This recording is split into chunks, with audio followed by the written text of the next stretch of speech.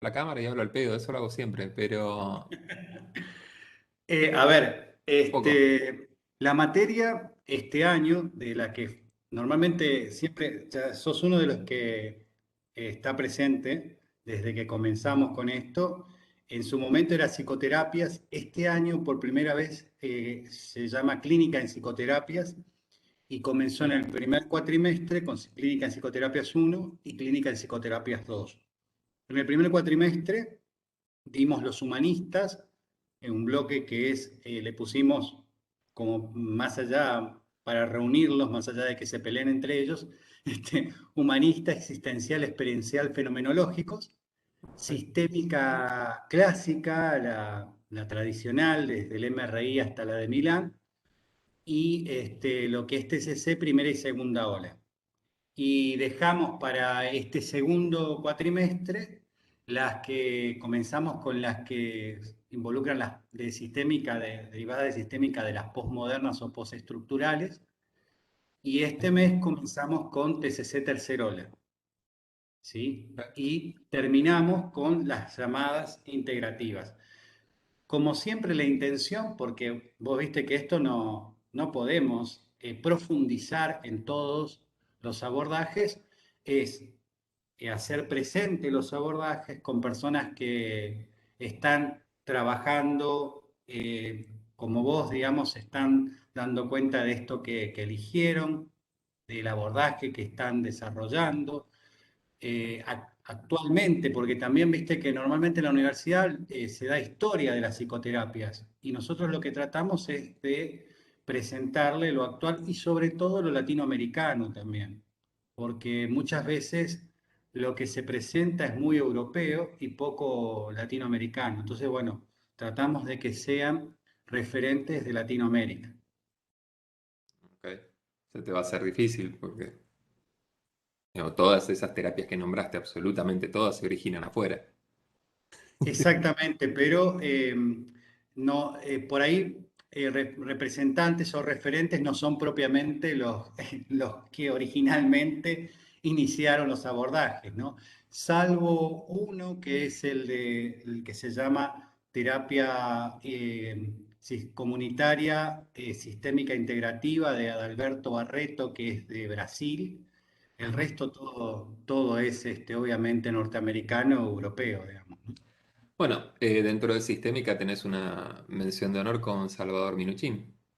Exactamente, bueno, estuvieron presentes dos argentinos que estuvieron desde el principio con Salvador, Emma y Colapinto, Ok, que los invitamos, que bueno, que son los argentinos que estuvieron, qué sé yo, no sé, como 40 años que trabajaron con él. ok.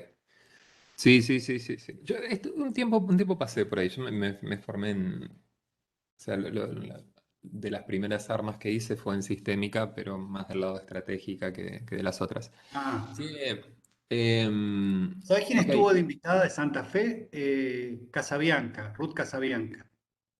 Mira, no la conozco personalmente, pero me suena el nombre Bueno, de junto con ella. Hirsch, que creo que también Hirsch es de Santa Fe, eh, Hugo Hirsch Rosario, y ¿no? Casabianca se fueron al MRI y volvieron. En cambio, Sluck y Minuchin se fueron y no volvieron, digamos. Peregrinación. Che, ¿y yo entonces de qué hablo? De lo que quieras, de la panadería, así que No, pero entonces, aceptación ¿qué? y compromiso, si te parece. ¿Han tenido más o menos un panorama de qué son las terapias de tercera ola, como No, por eso te contextuales y demás? decía si Nada. podías hacer una presentación, qué es esto de tercera ola o de tercera generación. Y por ahí, si querés puntualizar un poquito sobre aceptación y compromiso, ¿no? Ok, ok, ok. Fabi, Eh, voy acá, vengo una parte, yo te reto. Te mandé un mail con especificaciones de todo lo que te acabas de preguntar. Ah. sí, puede ser, pero eh, estoy un poco desorganizado. Está bien, está bien. ¿Sabés por qué hace eso? Para que yo no la rete después, ¿viste? No, no, yo me hago cargo, yo siempre soy un desastre. Eh, ok. Lo que sí le voy a pedir a los chicos, al menos los que veo, Diego, Giselle, Josefina, Lara, ¿qué más? Candelaria, Paula, Arturo, Carla. Carla está dos veces, ¿no? Ah, Carla. Cintia, Fernanda, Giovanna, Magdalena, Oriana, Paoli, Sebastián. Pregunten, hablemos un poco. Eh, Pregunten, conversemos un poquitito. Yo vengo trabajando con terapias contextuales, un nombre que mucho no me gusta, pero hace unos 10 años ya, un poco más, poco menos, que menos, lamentablemente. Em, y nada, vamos a ver qué sale, vamos a ver qué les puedo contar, pero pregunten, hablemos un poco si algo no les cierra, si tienen objeciones, siempre es una buena cosa si tienen objeciones a lo que estoy diciendo, a lo que estamos laburando, siempre es bastante útil tener este tipo de cosas, sobre todo porque yo vengo de Universidad Nacional de Rosario. Mi entrenamiento primario ahí fue lacaniano, o sea, la formación es lacaniana. De manera que fui pasando por ahí, después de ahí pasé a sistémica y de ahí pasé a conductismo, así que he tenido como un recorrido, el recorrido típico de quienes pasamos por universidades nacionales. Y hay mucha tela para cortar ahí, como de prejuicios y supuestos sobre como qué demonios es el conductismo. Yo trabajo desde un paradigma completamente conductual. Así que nada, pregunten, pausen, chiflen o pueden abrir el micrófono o preguntar en el chat, los estoy viendo acá. Em, ok, la idea un poco de lo que son terapias de tercera ola o terapias contextuales, el nombre que se usó a partir del 2004 era terapias de tercera ola, después para evitar problemas y sobre todo para evitar una definición que es por referencia, porque hablar de tercera ola implica hablar de otras dos, se pasó al nombre de terapias contextuales, es una movida más estratégica que científica, si querés, pero es parte de eso. Em, pero bueno, esto viene un poco de acá. Em, la idea tercera ola es una idea que acuña Hayes, Stephen Hayes, que es el desarrollador, uno de los desarrolladores principales de terapia de aceptación y compromiso. Y él acuña el término señalando que en lo que es el panorama de las terapias, digamos, por decirlo de una manera amplia, cognitivo-conductuales, ¿sí? Lo podemos achicar un poco, pero para que tengan una idea, podemos encontrar como tres grandes momentos históricos en los cuales no hubo necesariamente como un cambio de paradigma, como al estilo cuniano, no estamos hablando de eso, sino más bien como modas, si quieren. Nada, formas, espíritus de época, formas de organización de lo que es la terapia de modificación de conducta, ¿sí? Entonces, él identifica, por eso dice tres olas. La idea de las olas es, ok, es un mismo mar y son movimientos dentro de un mismo mar. Por eso la idea de las olas, no como cosas diferentes, sino como distintos tipos de impulsos con todos en una misma dirección, pero con algunas semejanzas y diferencias entre sí. La cosa es esta. Vamos a ver si puedo dar esto un cacho. Ah, para entender un poco de qué estamos hablando, tenemos que entender un poco cómo es el panorama de la psicoterapia en la primera mitad del siglo XX, que es cuando empiezan a surgir las terapias de modificación de conducta. El panorama de las terapias en esa época estaba dominado por los modelos psicoanalíticos, ¿sí? En la primera mitad del siglo XX. Los modelos psicoanalíticos de manera, como definidos de manera amplia, ¿sí? Estos modelos eran principalmente especulativos. Estos modelos siguen siendo principalmente especulativos en el sentido de eh, no parten de una investigación rigurosa, sino que parten más bien de conjeturas aplicadas a la clínica, explicaciones de lo que uno encuentra en los fenómenos clínicos. El problema es, y esta fue la crítica que recibieron, como si quieren la primera, las primeras críticas que recibieron estos modelos, el problema es que esto lleva muy rápidamente a eh, proliferación de explicaciones con poco sustento y lleva a lugares un poco bizarros. Sí, lleva un poco lugar. La especulación desatada, la especulación no apoyada en evidencia, tiende a llegar a lugares un poco bizarros.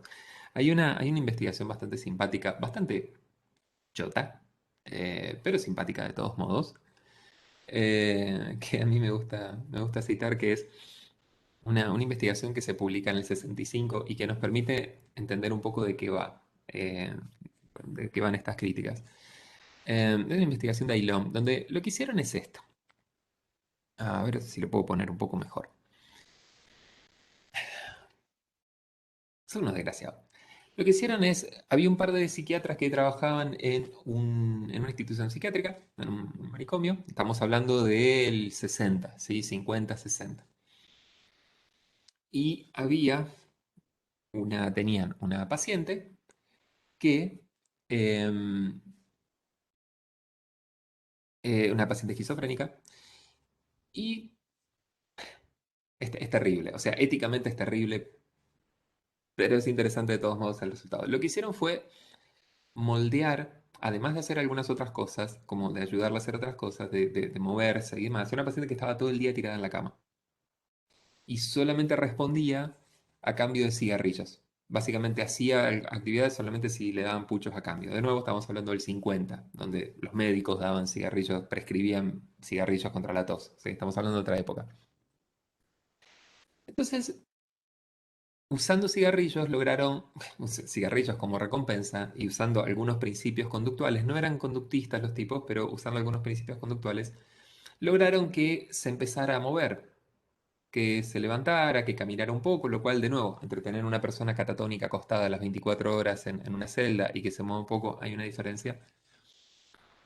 Y lo que hicieron fue ver qué pasaba si podían usar principios conductuales para moldear una conducta sencilla. Y la conducta que moldearon en ella fue pararse sosteniendo una escoba.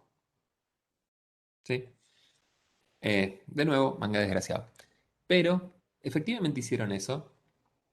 Y lo que hicieron después, más desgraciado todavía, fue pedirle a psiquiatras psicoanalíticos residentes en el hospital que no sabían qué era lo que había pasado. Le dijeron, che, tenemos a esta paciente que se para sosteniendo una escoba. Estamos viendo juntando cosas. ¿Por qué pensás que es? Y, por supuesto, largaron conjeturas. Conjeturas tales como, para que yo temo que acá quizás no se vea. Vamos a ver si lo puedo acomodar. ¿Cuál sería? Ahora, ¿no? Porque me parece que así como está la tipografía no se va a entender una chota. Entonces vamos a achicarlo un poco. Ahí está. Y estas, por ejemplo, algunas de las explicaciones. Su caminar constante y compulsivo, sosteniendo una escoba como lo hace, podría verse como un procedimiento ritualista, una acción mágica. Su escoba sería entonces un niño que le da amor y ella le da a cambio su devoción. 2. Un símbolo fálico. 3. El cetro de una reina omnipotente. Este es un procedimiento mágico en el que el paciente cumple sus deseos expresado de una manera que va mucho más allá de nuestra forma sólida, racional y convencional de pensar y actuar. De nuevo, este estudio tiene un montón de problemas éticos, hay un montón, pero nos permite captar algo que todavía al día de hoy sigue siendo un problema, y es la especulación desatada, la pura conjetura, nos lleva a extremos bastante poco útiles desde el punto de vista clínicos. El motivo de esta investigación es decir, ok, mira, nosotros conocemos cuál es la historia, sabemos cuál es la historia que lleva a que esta persona agarre la escoba, y lo que pasa cuando directamente nos ponemos a especular es que nos generamos este tipo de cosas, que este tipo de cosas no son de absolutamente ninguna utilidad para la persona. Lo único que están haciendo es inventarse cosas de por qué. Están haciendo una fábula que no tiene demasiada utilidad clínica. Entonces, lo que hubo, y como este tipo de cosas estaban muy presentes en las terapias psicoanalíticas, lo que hubo fue un contramovimiento por decirlo de alguna manera, desde el lado de lo que era el conductismo, desde el lado de lo que fue el otro gran paradigma en ese momento. El conductismo no surge como una psicoterapia. El análisis de la conducta no surge como una psicoterapia, sino como una forma de entender la conducta humana. La psicoterapia es en todo caso, una aplicación de principios de laboratorio, o sea, si quieren, de los principios desarrollados por el conductismo, a el área de los fenómenos clínicos. Pero, de nuevo, una aplicación secundaria en un punto, que no estaba en los inicios del conductismo, pero empezó a desarrollarse. Y entonces lo que tenemos en la primera parte del siglo XX es lo que retroactivamente se denomina después lo que son las terapias de primera ola, que es la aplicación de principios conductuales derivados del aprendizaje, el condicionamiento clásico y el condicionamiento operante, aplicados a fenómenos clínicos, ¿sí? Eh, entonces, esto es la primera ola, ¿sí? La idea de utilizar técnicas claramente especificadas, testeadas por investigación sistemática experimental, basadas en principios de aprendizaje, desarrollados en laboratorio, ¿sí? Y las personas que tenemos acá, tenemos a Americo Jones, tenemos a Watson, tenemos a Volpe, que fueron las primeras que desarrollaron procedimientos de modificación de conducta, procedimientos clínicos basados en laboratorio. Ahora, esto resultó bastante eficaz para ciertos tipos de fenómenos clínicos. De hecho, resultó tan eficaz que hay muchas de estas cosas que se siguen usando con variaciones. Ha corrido mucha agua bajo el puente. Por ejemplo, Volpe, el que está acá, es el que desarrolla primero lo que es desensibilización sistemática, que hoy seguimos usando como terapia de exposición. O sea, desensibilización sistemática sufrió modificaciones bastante importantes a nivel técnico durante este siglo, durante todo el siglo que pasó desde su desarrollo, pero la idea central, muchas de las ideas centrales siguen estando presentes, son desarrollos de esas ideas, lo mismo Américo Berjón, lo mismo las ideas de Watson. Entonces, funcionó muy bien para ciertas cosas, cosas para las cuales seguimos usándolo. Eh, pero esta movida presentaba algunos puntos débiles, algunos puntos bastante flojos desde el punto de vista clínico, desde un punto de vista puramente clínico. ¿Qué son los puntos, en general son los puntos débiles que suelen señalarles en la facultad? ¿Sí? ¿A dónde voy? Por un lado, empieza a aparecer la tendencia a minimizar o, en todo caso, como no tratar directamente o con mucha sofisticación con ciertos temas de consulta. Digamos, todo lo que es primera ola funciona bastante bien para motivos de consulta delimitados y bastante específicos, bastante claros, pero cuando estamos lidiando con temas de consulta, motivos de consulta un poco más amplios, un poco más complejos, y no digo complejo, complejo quiero decir en el sentido de que hay más factores involucrados, eh, la primera ola hace agua, tiene algunas dificultades para dar cuenta de ese tipo de cosas. Entonces, esto efectivamente pasó. La otra cosa es, estos abordajes tienden a enfatizar lo que es conducta observable, ¿sí? Conducta manifiesta por sobre otros datos, sobre otras cosas. Eh, el conductismo menos el mainstream del conductismo, nunca se ocupó solamente de conducta observable. El conductismo no es acerca de movimientos, ¿sí? Conducta no es movimiento. Conducta es otra cosa, conducta es todo lo que hace una persona, sea observable o no. Pero en este momento histórico se enfatizó lo que eran cambios en los movimientos, cambios en las conductas observables, por sobre otro tipo de cosas. Lo que yo quiero lograr es que la persona haga o deje de hacer ciertas cosas en términos observables y si bien conceptualmente en ese momento se podía dar cuenta de emociones, de pensamientos y demás, en términos prácticos, en términos de intervención, quedaban en segundo plano. ¿Se entiende más o menos esto, chicos? Los que no tienen cámara, sí. Paula, Paola, María, Magdalena, Yara, Giselle, Giovanna, Fernanda, Cintia, Carla. ¿Se entiende más o menos esto? Al resto yo veo que hacen así o que hacen así. El resto, pongan en el chat.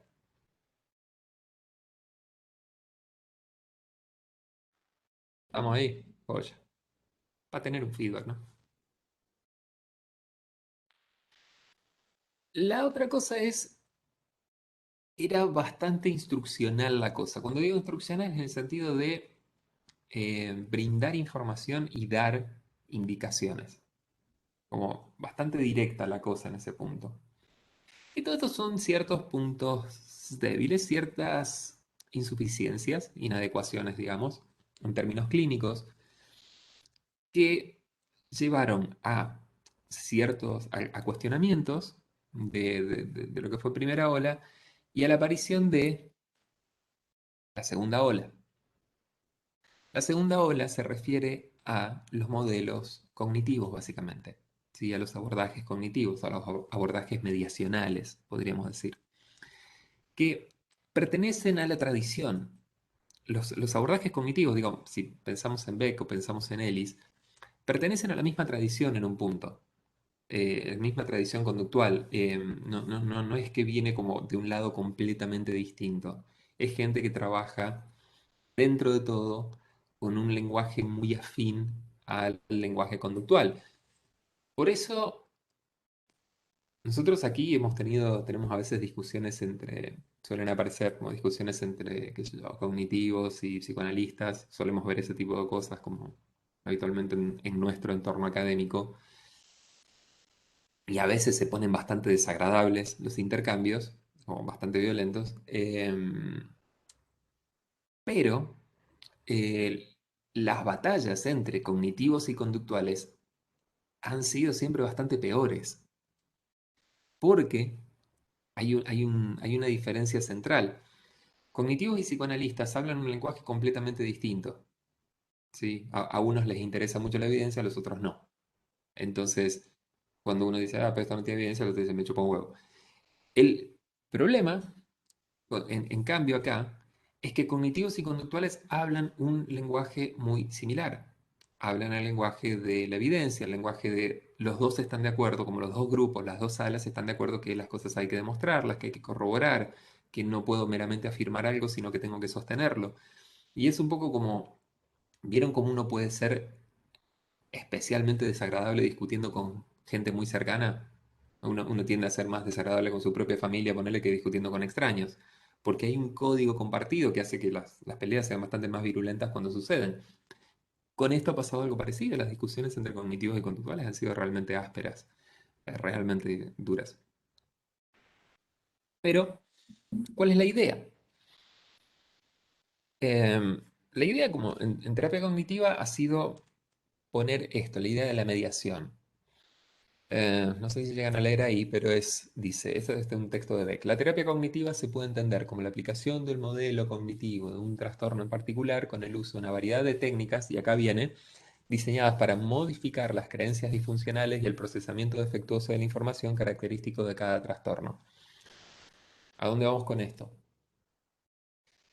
Lo que esta gente puso fue entre la si quieren, entre las situaciones y las respuestas que dan las personas a las situaciones, pusieron eh, la idea de la mente, la idea del procesamiento cognitivo. Entonces, entre las situaciones y las respuestas a las situaciones hay una cosa que tiene sus propias reglas y su propia causación, que es la mente, digamos, cogniciones o como quieran llamarlo. Los modelos cognitivos postulan esto. En un sentido,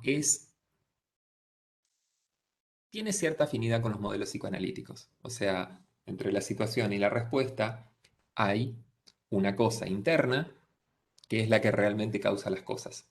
Si los problemas clínicos son resultado de alguna falla, alguna suerte de distorsión en las cosas internas, en esta entidad interna, por ejemplo, la mente o la psique, son variantes de lo mismo. O sea, yo puedo decir la psique funciona de cierta manera, la mente funciona de cierta manera, pero en general el papel causal que cumplen en la explicación es muy similar. Y Freud explica las conductas X a través de fenómenos inconscientes. Ok, Beck va a explicar las conductas depresivas a través de fenómenos cognitivos.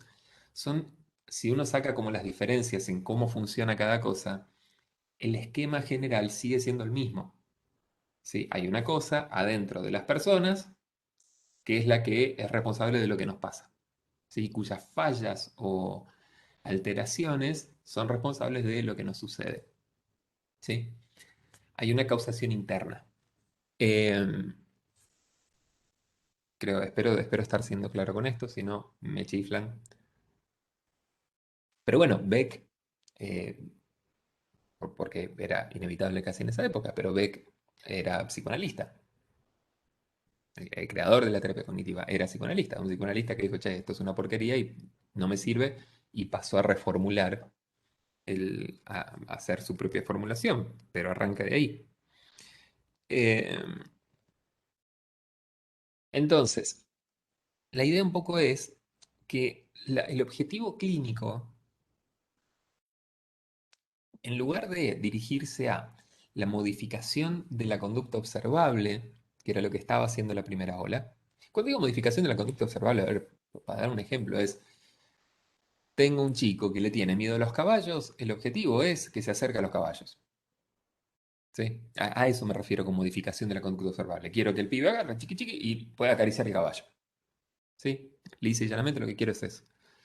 Y voy a tratar de lograr que el chico se acerque al caballo. ¿Cómo? Con refuerzo, con ble, reforzando los acercamientos y demás. Pero voy a tratar de moldear eso. ¿Qué es lo que va a hacer la terapia la segunda ola en general?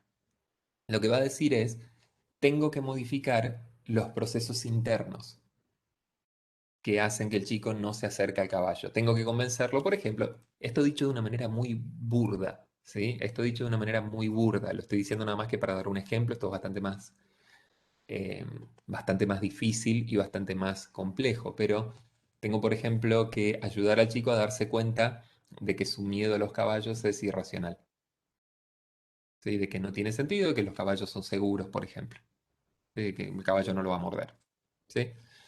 Entonces, si yo modifico eso, si yo modifico cómo el chico piensa, entonces después va a pasar solito que el pibe se va a acercar al caballo, le va a perder miedo. ¿Se entiende más o menos la idea aquí?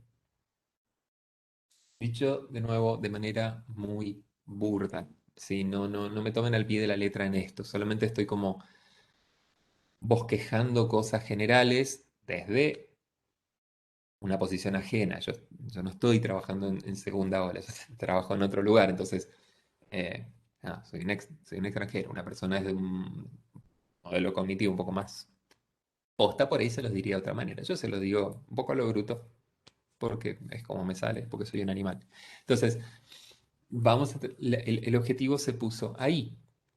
En lugar de modificar la conducta directamente, la idea es empezar a modificar las cogniciones de las cuales se supone que depende la conducta. ¿Sí? Entonces, ¿qué pasó? Se desarrollaron un montón de técnicas cognitivas. Se empezaron a desarrollar y aplicar un montón de técnicas cognitivas. ¿Qué significa técnicas cognitivas? Técnicas de modificación de los pensamientos. Pensamientos y emociones, como para intentar modificar directamente lo que la persona siente y piensa. ¿Sí? Quiero decir, caso de miedo a los caballos, lo que voy a intentar hacer es, primero, digo, digo eso como podría decir cualquier otra cosa, ¿no? Pero digo, ok, tratar de que el chico cambie los pensamientos que tiene sobre el caballo, las interpretaciones sobre que el caballo es peligroso, que me va a morder o lo que sea, eh, y que sienta menos ansiedad frente a los caballos. Trato de modificar lo que siente o lo que piensa. Entonces, la idea fue un poco esta.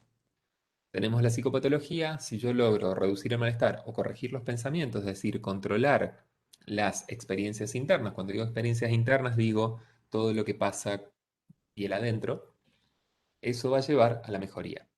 ¿Sí? Ahora, esto permitió incorporar como de una manera significativa a la clínica todo lo que tiene que ver con pensamientos, con formas de ver el mundo. Tuvo, desde un punto de vista puramente clínico, nos permitió hacer eso, nos permitió hacer algo con pensamientos. Yo insisto en esto, el conductismo siempre se ocupó de pensamientos y emociones, siempre fue parte de, como la experiencia de los seres humanos, pero técnicamente en la primera ola no había demasiadas cosas para hacer, no había como demasiada guía técnica de qué carajo hago, con qué trabajo, dónde intervengo, cuál es el objetivo, no había demasiados recursos para trabajar con eso. O sea, conceptualmente es importante, hay conceptualización de toda la historia, no hay forma de elaborarlo. Al menos no hay formas de elaborarlo que tuvieran la sofisticación que tuvieron después, la complejidad, si querés, la que tuvieron después las terapias cognitivas. Era bien experimental. Sí, en un punto sí. Lo que pasa es que se puede ser experimental incluso con experiencias internas. Es completamente posible, ¿sí? Incluir esto en investigación. Lo que pasa es que, de nuevo, era un paradigma relativamente reciente. La ciencia lleva un montón de tiempo. No es tan sencillo como, bueno, planteo las cosas. No, hay que investigarlo. Ese es el chiste. Ese es el chiste. Y eso es lo que hace que el conductismo haya sido siempre como algo lento. Especular es rápido. Sí, yo en 20 años puedo crear de cero toda una teoría, es lo que hizo Freud, de la nada, porque especular es relativamente rápido, yo puedo agarrar, puedo zanatear, digamos, puedo argumentar. El problema es, si yo lo que necesito es chequear cómo efectivamente suceden las cosas, cómo efectivamente se adquiere, por ejemplo, una fobia, cómo efectivamente es el proceso cuando una persona pierde el miedo a algo, o sea, cuando pierde criterio para una fobia. Si yo quiero hacer eso, eso me va a llevar muchísimo tiempo. Eso me va a llevar muchísimo, muchísimo, muchísimo tiempo. Porque ya no puedo nada más postularlo, decirlo. Tengo que diseñar algún tipo de investigación, tengo que ampararme en algún tipo de evidencia, tengo que sostenerlo. Eso lleva mucho tiempo. Y acá lo que estamos hablando una cosa que tenía, ponele, 30 años de investigación. En primera ola hacía 20 años que estaba el conductismo como paradigma, digamos, y en segunda ola tenemos unos 40 años, depende de cómo empecemos a pensar, que es relativamente poco en términos de investigación. Es relativamente poco en términos de investigación y más con nuestro sujeto de estudio, que es un sujeto de estudio sumamente complejo. La nuestra es una ciencia muy dura, muy difícil, eh, porque no es posible, no es tan fácil aislar elementos para investigar. Así que bueno, nada, pues me voy de tema. Entonces lo que empezó a pasar es la terapia cognitiva empezó a tomar bastante impulso y explotó muchísimo en los 80 y en los 90. ¿Sí? Durante la década del 80, la década del 90, 1980, 1990, la terapia cognitiva se convirtió, terapia cognitiva, que después terapia cognitiva conductual, se convirtió en el mainstream de la psicoterapia. ¿Sí? Es como es las principales intervenciones en todo el mundo son de corte cognitivo-conductual, porque tienen un montón de investigación, tienen un montón de desarrollo, son claras, especifican procesos más o menos claros. El problema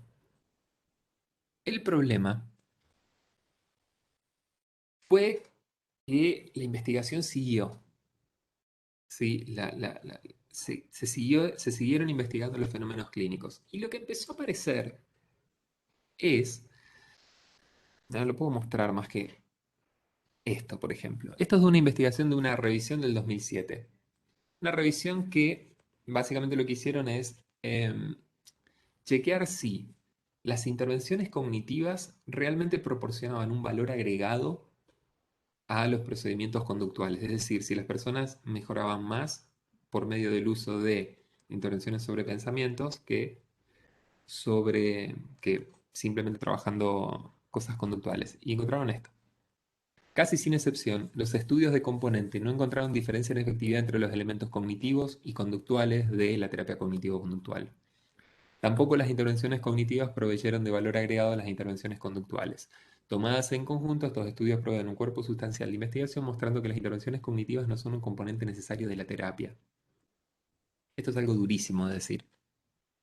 Esto es algo realmente duro de decir.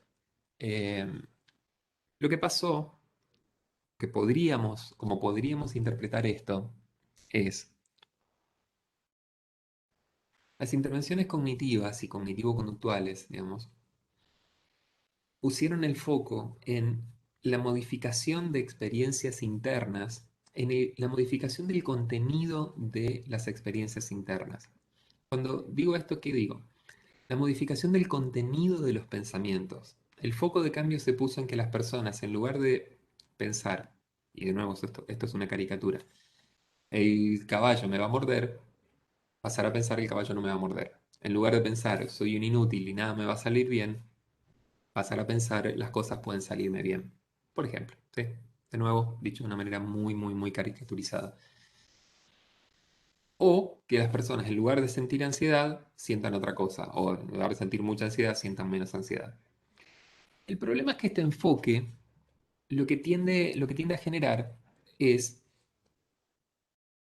un foco muy estrecho sobre la forma de la experiencia interna y no tanto el papel de la experiencia interna sobre los fenómenos clínicos. Es decir, no hay tanto un foco sobre la función de la experiencia interna, sino más bien un cambio de forma. Para usar alguna analogía, ¿sí? Alguna analogía para poder ilustrar esto.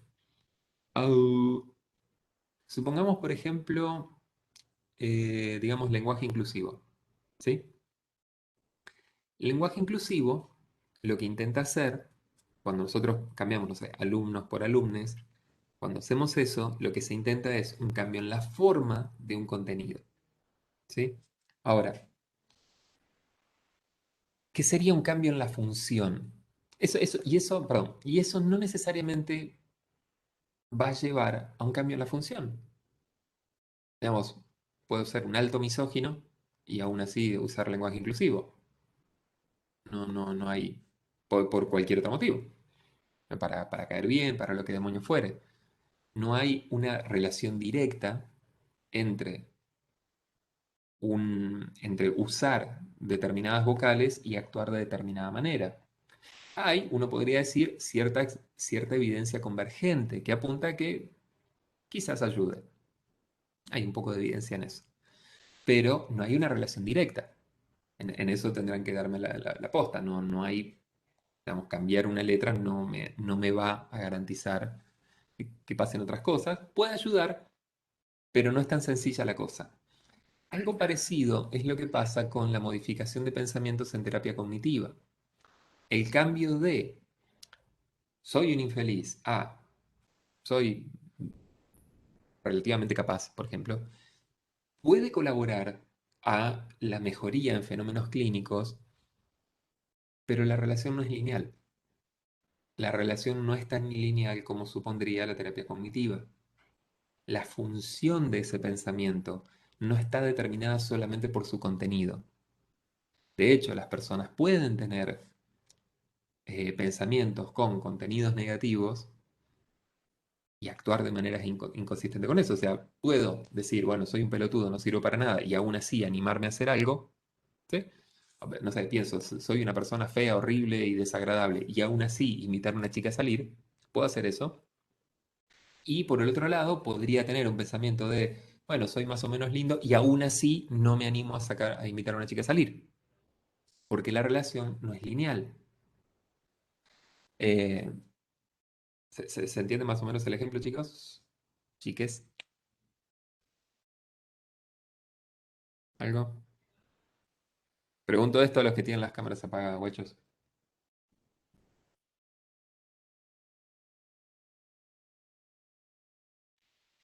Em, y Yo bueno, quería se fueron todas la preguntar chota. algo. ¿Se me escucha? Sí, no sé quién, pero sí. Candelaria, dale. Sí, si hay ruidos es porque mi sobrinito está jugando a la Play atrás, así que se imaginarán. Eh, Entonces sería como que justamente las críticas como que iban asociadas a esto como justamente de que uno puede como tener un determinado sentimiento o creencia cognitiva, pero no por eso va a ser como algo, una casualidad tan simple de, bueno, pienso esto, voy a hacer esto, sino que justamente es como que se agrega un elemento más al porqué, digamos, del porqué de las conductas. Sí, Ah, ok, quería saber si estaba entendiendo. sí. La función psicológica, el impacto que una conducta tiene sobre lo que una persona hace, no está mecánicamente determinada por el contenido de ese pensamiento. ¿Sí? No está determinada mecánicamente por el contenido de un pensamiento ni por el contenido de un sentimiento. Yo puedo eh, no tener miedo a una cosa, como sentir poco miedo en términos de experiencia interna, como no siento tanta ansiedad, pero aún así no me animo a hacer algo, o puedo estar cagado en las patas y hacer algo de todos modos. ¿Sí? No es lineal la relación. Y la crítica que aparece, que es lo que da lugar a la tercera ola, no es que la modificación de pensamientos esté mal, no es eso, sino más bien, la crítica fue más bien algo como, esto es incompleto.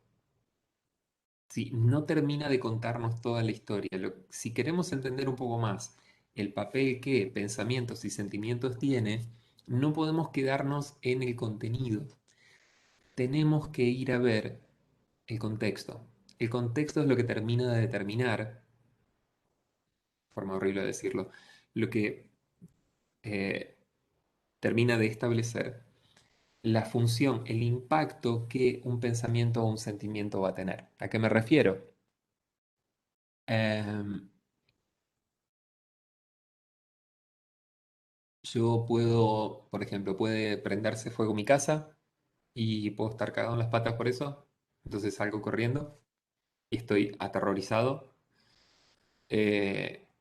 y angustiado y todo lo que sea, pero si, por ejemplo, en ese momento me doy cuenta que mi gatita Matilda está dentro, voy a entrar a buscarla, aun cuando esté cagado en las patas, y el miedo, si ustedes tuvieran que predecir en ese momento qué va a hacer Fabián, se queda afuera o entra, el miedo no terminaría de contarles la historia. Si ustedes nada más midieran el nivel de miedo, y dicen, no, tiene las pulsaciones, ponele a 180, ni en pedo vuelve a entrar, estarían completamente equivocados, porque el sentido de ese miedo, el impacto que ese miedo va a tener, la función que va a tener, va a cambiar según el contexto. Puede verse alterada en función del contexto. Entonces, ¿qué es lo que empezó a pasar? Empezaron a aparecer hacia como la parte final de los 90 y sobre todo desde el 2000 para acá, lo que hoy se llaman terapias contextuales. Terapias que ponen el foco más que en el contenido de las experiencias internas, en la función que las experiencias tienen sobre los fenómenos clínicos. Esto es, en lugar de intentar modificar el contenido de lo que las personas piensan o sienten, lo que van a hacer estas terapias en general es modificar el impacto que ciertos pensamientos y sentimientos problemáticos pueden tener sobre la conducta. No el contenido, la función. ¿A qué voy? Esto que yo acabo de decir, supongamos, por ejemplo, eh, se prende fuego mi casa y yo hago algo que me da muchísimo miedo porque hay algo muy importante para mí, si yo lo miro desde ahí, lo que está pasando acá es la función del miedo y la función de entrar se ve modificada por estar en un contexto en donde hay algo valioso. Si yo pongo algo valioso, el miedo no se va, pero el impacto que el miedo tiene sobre lo que hago se reduce. Clínicamente, ¿qué significa? Significa que en lugar de intentar como cosa primaria modificar el contenido de lo que alguien está pensando, por ejemplo, soy un pelotudo, soy feo, pongamos soy feo.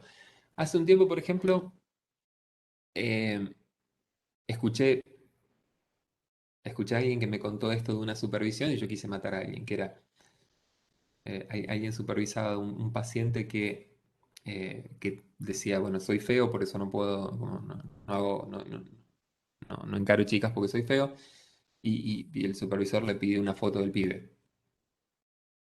Como, ok, si es como para ver si es realmente feo o si es una idea. Eso podría, eso es una animalada de todos modos, pero podría tener algún sentido desde un punto de vista, si quieren, más bien mediacional, desde un punto de vista segunda ola. Voy a tratar de que la persona, en lugar de verse como horrible e inquerible, como, bueno, estoy dentro del promedio, por ejemplo. Y eso va a ser algo que podamos, una intervención de este lado. ¿Qué haríamos desde una intervención más bien contextual, por ejemplo, terapia de aceptación y compromiso? Lo que vamos a tratar es de reducir el impacto que ese pensamiento tiene sobre su- sus conductas.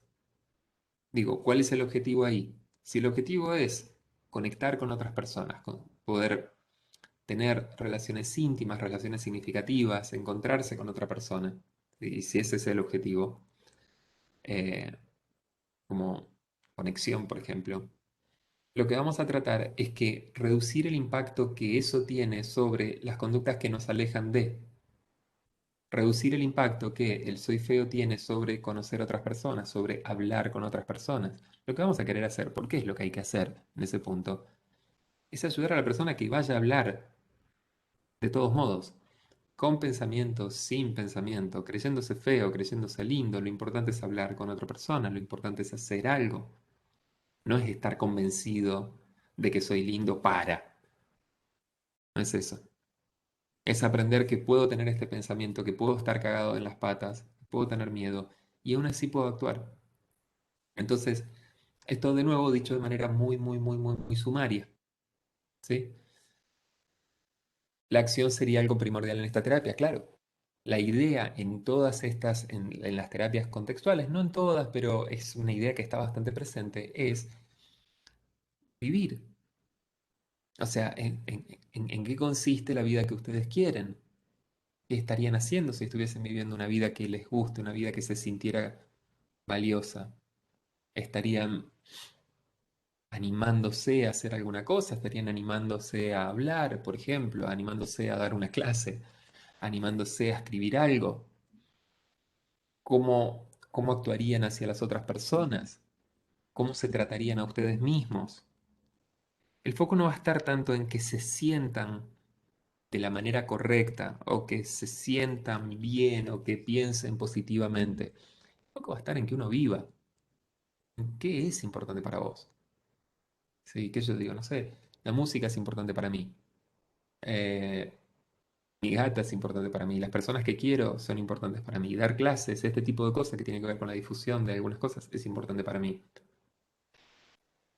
Yo no voy a buscar sentirme de la manera correcta con respecto a estas actividades. Lo que vamos a tratar de hacer es hacer estas actividades, como engancharme con estas actividades, aun cuando haya pensamientos que vayan en contra.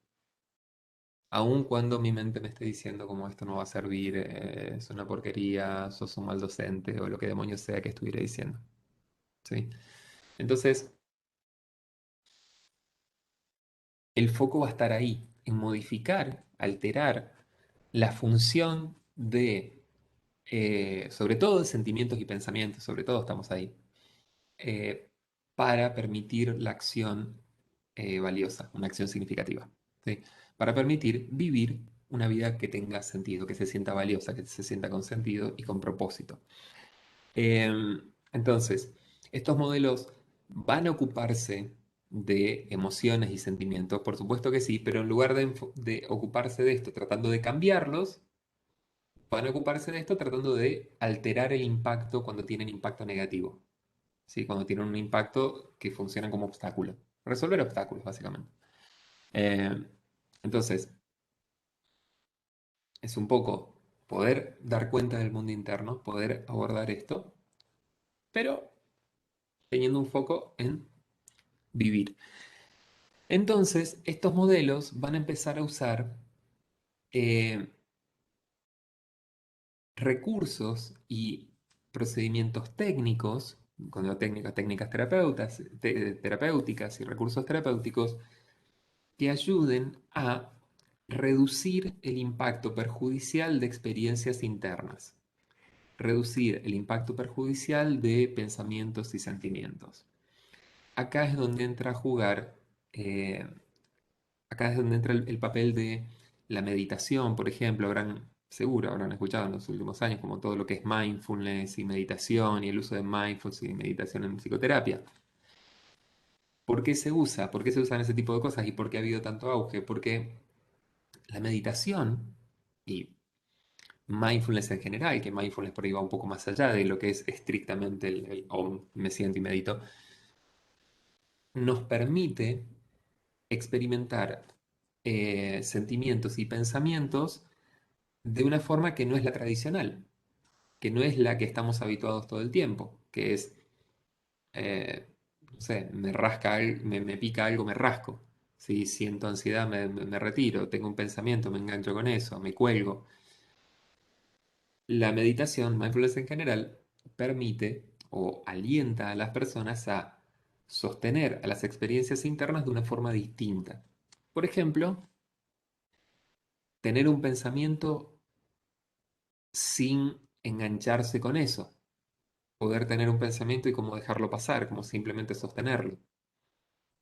O tener una emoción desagradable, una emoción dolorosa, sin actuar para reducirla o eliminarla. Uno aprende, cuando uno trabaja con meditación, aprendes a sentarte con la emoción y si aparece una emoción dolorosa cuando estás meditando, la instrucción va a ser siempre sentirla y déjala estar. Es darle la bienvenida a toda la experiencia interna. Notar los pensamientos sin engancharse con ninguno de ellos y simplemente permanecer en contacto con lo que está pasando aquí y ahora. Ahora, ahí estoy hablando si quieren de técnicas, pero técnicas de tipo meditativa, pero también hay otro tipo de técnicas, hay un montón de otras técnicas que pueden utilizarse para alterar las funciones de los pensamientos. Por ejemplo, de pensamientos y sentimientos. Por ejemplo, técnicas gestálticas, técnicas experienciales. Entonces, se puede usar, por ejemplo, utilizar la silla vacía. ¿Vieron el ejercicio de las dos sillas? ¿Lo conocen? ¿Lo habrán visto en cosas? La técnica de la silla vacía puede ser un buen ejercicio para eh, debilitar o socavar la influencia de pensamientos problemáticos. Sí, puede ser un buen ejercicio usado con ese fin, con modificar la función de experiencias internas. O técnicas experienciales gestálticas de observación de emociones, que también son bastante parecidas en un punto a lo que se hace en meditación, cuando yo hago una técnica de objetivización, ¿cómo era? No me acuerdo el nombre en castellano, que hacemos como fisicalizás una experiencia, como dónde sentís esta emoción, en qué lugar y toda esa historia. Lo que hago es proporcionar un contexto en donde una emoción dolorosa, por medio de ubicarla en el cuerpo, de sentirla, pueda tener impacto menos problemático. ¿Se entiende más o menos esto, chicos? ¿A dónde estamos ahora? Fabi, de lo que venimos viendo, por ejemplo, que esto es interesante, tres palabras que estuvieron circulando. Ahí está Matilda, ¿cómo estás?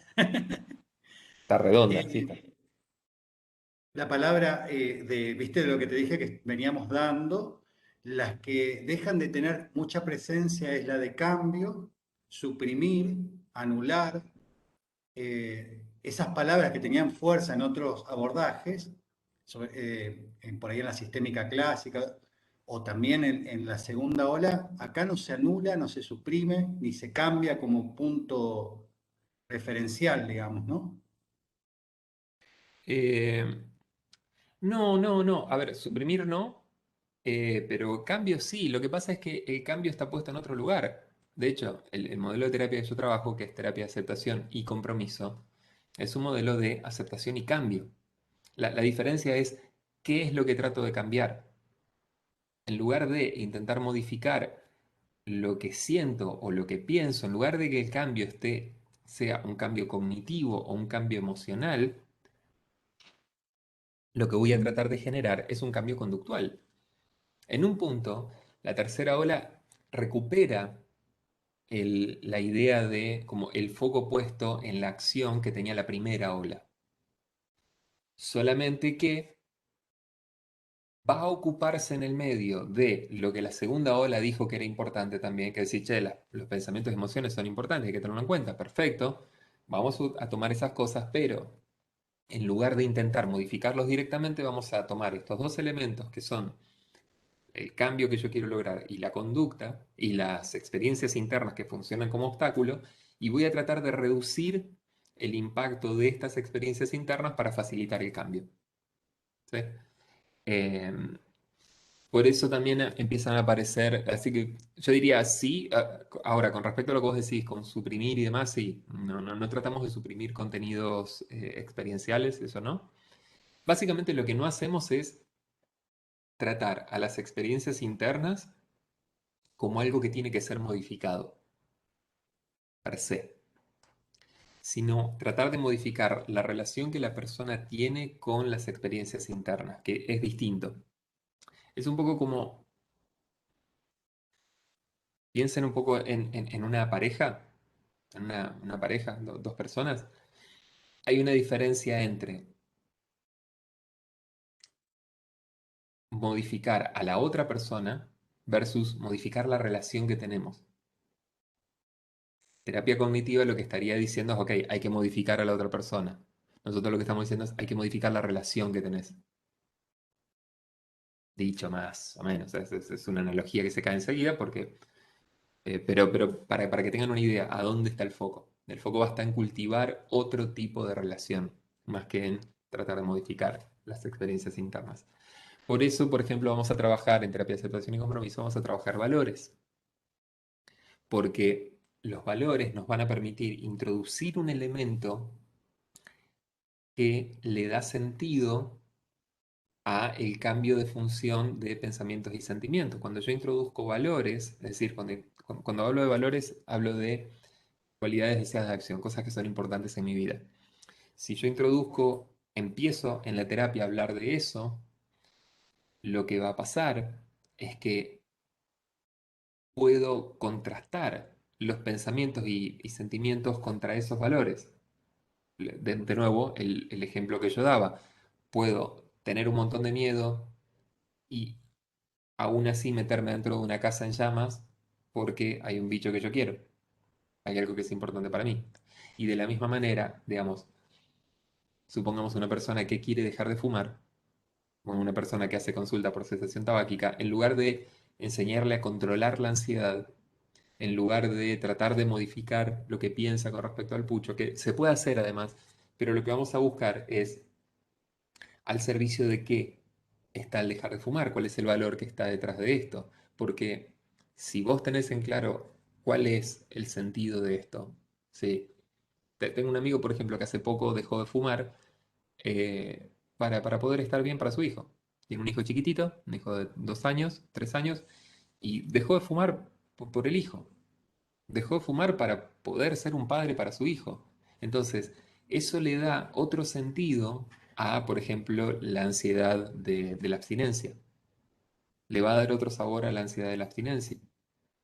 Le va a dar completamente otro lugar a cualquiera de las justificaciones que él se pueda dar para prenderse un pucho. Uno puede darse una explicación como, bueno, no, me fumo uno, total no pasa nada, que yo puedo darme eso, puedo darme justificaciones, pero también puedo pasarlas por alto, como se vaya la puta madre que lo parió, quiero estar ahí para mi hijo. ¿Sí? Entonces, puede cambiar el sentido de esas cosas y ayudar a, por ejemplo, mantener en este caso la abstinencia eh, sin necesidad de hacer hincapié en calmar la ansiedad, bajarla, qué sé yo, sino sentila, está bien. Estás sintiendo ansiedad porque pasan cosas, porque tenés una historia. Está bien, es una buena cosa de tener. No hace falta que uno la apague. No hace falta que uno la calme, no hace falta que uno la modifique, sentila, ¿sí? De manera que, nada, vamos a tener intervenciones que superficialmente se van a parecer mucho a intervenciones gestálticas o experienciales en general. Vamos a usar mucho recursos experienciales, eh, pero con una base conceptual distinta, con objetivos terapéuticos distintos y con una idea distinta de qué es lo que estamos haciendo.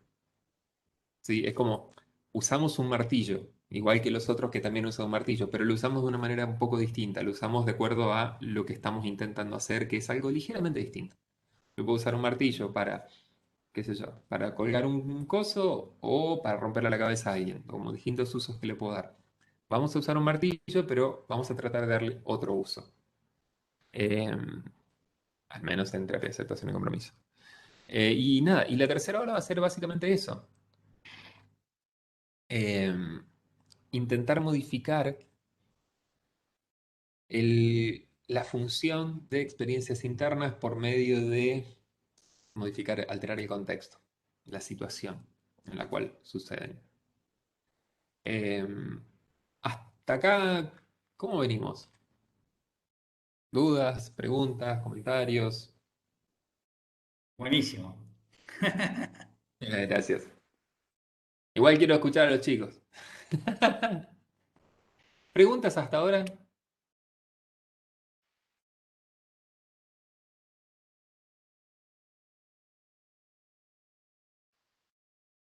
Les doy un ratito porque como están con el chat, hay una buena parte de ustedes que están con el chat, pero si quieren prender el audio de Mil Amores. No, están buenísimos los ejemplos así burdos o la manera de hablar porque para los chicos que recién están como incorporando términos nuevos por ahí, saliendo de lo que ya venían, es mucho más valedero y factible, digamos, de captar la idea. Así que súper. Gracias, sí, usar términos burdos es lo mío, es lo que mejor me sale. Ser un animal es lo que mejor me sale. Sí, sí, no, yo sé. Es eh, como intentamos no quedarnos solamente en lo abstracto, son cosas bastante complejas. Em, A entonces, mí ay, perdón. sí, no sé quién. A mí me gustaría saber, o sea, es como que tengo mucha idea en la cabeza, como que me quedó bastante esta teoría, todo esto. Es como saber más técnicos, o por lo menos como que no quiero caer en esa idea de cómo se, o sea, como quisiera saber cómo se conecta en este caso como cuerpo y mente, los pensamientos y demás, porque por ahí como que, o sea, no sé si es por la capaz de la terapia que yo hago también, pero es como que centrarse más en actividades cotidianas que quizás como esos pensamientos, esos medios racionales como que no influyan o reducir el impacto, digamos, y en eso, y pero es como que de cierta forma lo veo también como una cierta automatización o no sé, como de robotización por parte del cuerpo también, como, pero no sé cómo no quiero caer en eso, pero por eso me gustaría, no sé si se entiende cómo conectar cuerpo y mente o conectar cuerpo con esos pensamientos intrusivos por ahí, no sé cómo plantear mi pregunta porque tengo millones de ideas, digamos. Sí, no estoy seguro de estar entendiendo Como cuál esto sería la de, como pregunta. yo lo tomo por ahí como, como trabajar, qué sé yo, el actividades, las acciones que hoy decíamos como, como algo primordial y dejar, no sé si dejar un poco de lado, pero tener las ideas, sus pensamientos, pero trabajar en las acciones. No sería como, o sea, al menos yo lo tomo como una forma de automatización, de robotizarse, no se entiende, como algo automático, digamos. Como que no sé, como no sé, sé lo estoy pensando, digamos, cómo se conecta cuerpo y mente en este caso, las acciones, esos pensamientos intrusivos. Pues también preguntaba sobre las técnicas. Ok, pero ¿cuál es la pregunta? Formúlame solamente la pregunta, sin el preámbulo. A ver si la entiendo. ¿Cómo serían como las técnicas para conectar cuerpo y mente? Las acciones y esos pensamientos intrusivos. Ok. Lo primero que diría es, nunca estuvieron desconectados. ¿Sí? O sea, digo, asumir que cuerpo es una cosa y mente es otra, es el dualismo cartesiano, es algo que no, digo, en general no se sostiene hoy. Y no sostenemos tampoco, uno no sostiene, cuando hablamos de mente, no estamos hablando de ninguna entidad, no estamos hablando de ninguna cosa, digo como algo adentro, no estamos hablando de algún objeto interno ni de una entidad que existe en una especie de espacio hipotético. Cuando yo hablo de mente, en términos, cuando hablo de mente acá es solamente una forma coloquial de decir repertorio verbal. ¿sí? Básicamente lo que podríamos llamar lenguaje, pero lenguaje como actividad. El lenguaje es una actividad de una persona. Hablar es una actividad, ¿sí? No es algo separado, como que hay un espacio separado. Entonces, digo, de entrada no hay nada que conectar ahí porque nunca hubo una desconexión. Eh, Ahora, no entiendo lo de qué pensás que es una técnica para conectar cuerpo y mente. Esa es la parte que me queda un poco, eh, un poco, no termino de entender cuál es la pregunta, porque de nuevo no veo, nunca Quizás, hubo una desconexión ahí. claro, sí, entiendo. Capaz no me sé expresar bien y capaz si, no sé, puedo explicar un poco las técnicas, sobre todo esto también que hablábamos del mindfulness, como qué es lo que por ahí como que se busca. Ahí me resuelve un poco la duda que tengo porque ni siquiera yo sé cómo plantearla.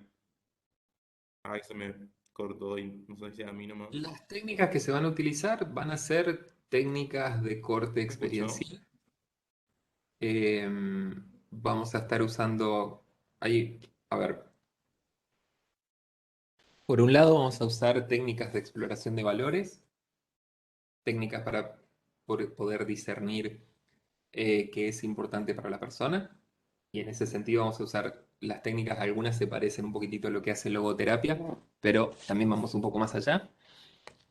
Eh, con respecto a emociones, por ejemplo, lo que se intenta hacer es, por un lado, hay técnicas de mejorar la apreciación emocional, como poder notar, identificar emociones, eso, porque eso es básico. Y después lo que vamos a trabajar van a ser, sobre todo, digo con emociones, después te digo con pensamientos. Eh, con emociones lo que vamos a trabajar más que nada van a ser técnicas de aceptación. Aceptación involucra sentir una emoción sin hacer nada para que la emoción cambie. Entonces, no es demasiado difícil. Quiero decir, ¿a qué me refiero con eso? ¿Pueden notar que están sentados en este momento en la silla? ¿Sí? ¿Pueden notar ponerle las sensaciones en la espalda apoyada en la silla? Ok, vamos a hacer esto. O si no, si el culo apoyado en la silla, da lo mismo. Lo que les voy a pedir hacer es esto. En primer lugar, noten esas sensaciones. Como noten las sensaciones de apoyo, el peso, la temperatura. No cambien nada en el movimiento, quédense tal como están, no necesito que cambien ninguna cosa, ¿sí? Simplemente quédense ahí, pero lleven su atención a lo que sienten acá. Noten las partes en las cuales su cuerpo hace contacto con la silla, eh, y noten todo eso, ¿sí? Eso es una sensación física. Ahora, durante 10 segundos, bueno, 10, 15 segundos, un ratito, intenten sin moverse,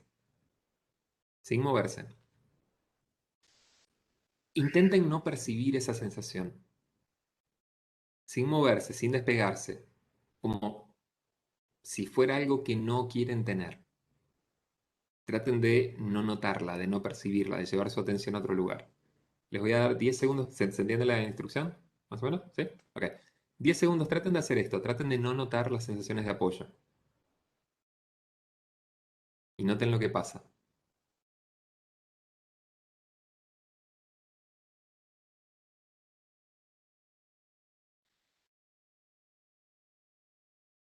¿Qué les pasa a medida que hacen eso?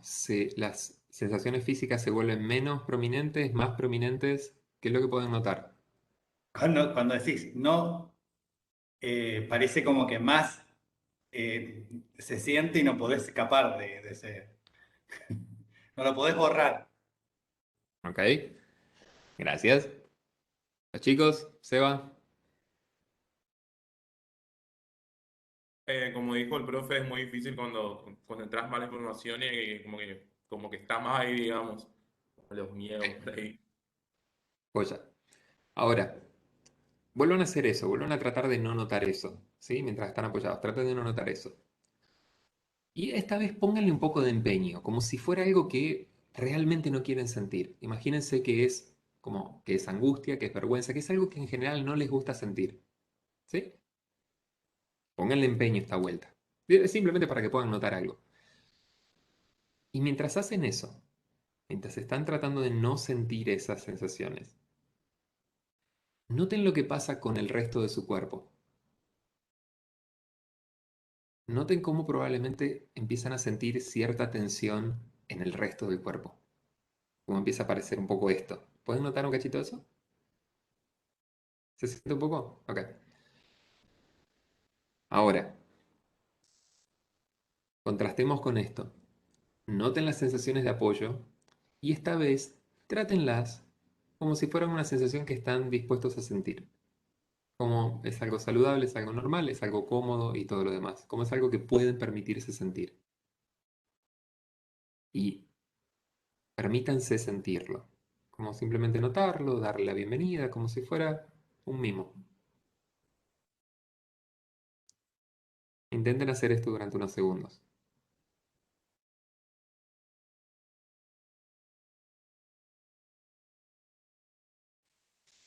Ok. ¿Qué notas, Seba, que pasa en el resto de tu cuerpo cuando haces esto?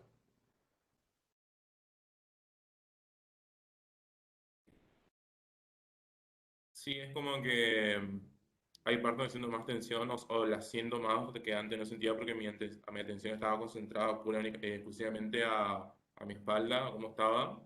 Y sí, ahora como que siento un mal en las manos, en las palmas de las manos. O sea, como siento, no siento tanta la tensión ahí. O sea, la tensión es como más uniforme, más como que está en todos lados. Ok. Entre la vuelta cuando les doy la instrucción de, cuando están intentando no notar, ¿sí? Como tratar de sacar, tratar de, versus cuando están diciendo, ok, puedo tenerlo, es como un mimo. ¿Notan un cambio en su cuerpo? ¿Se relajan un poquito más? ¿Es un poquitito más cómodo en un caso que en otro? ¿Pueden notar eso? Digo, pasar del cuerpo así, ¿pudieron pasar un poquitito a esto? ¿O no? Ese es el problema de no... Prenda las cámaras, la concha de su madre, así veo un poco.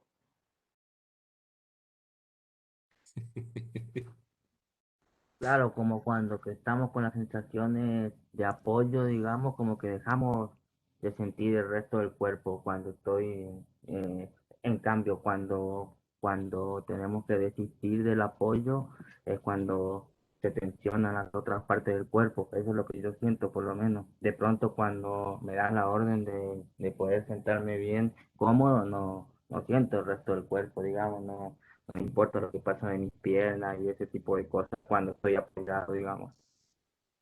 Ok. Esto que estoy haciendo un poco a ciegas, porque tengo la mitad de la gente que no está y la otra mitad que no habla, esto es la diferencia entre cómo estamos relacionándonos con una sensación, que en este caso es el apoyo, ¿sí? Que es el apoyo acá.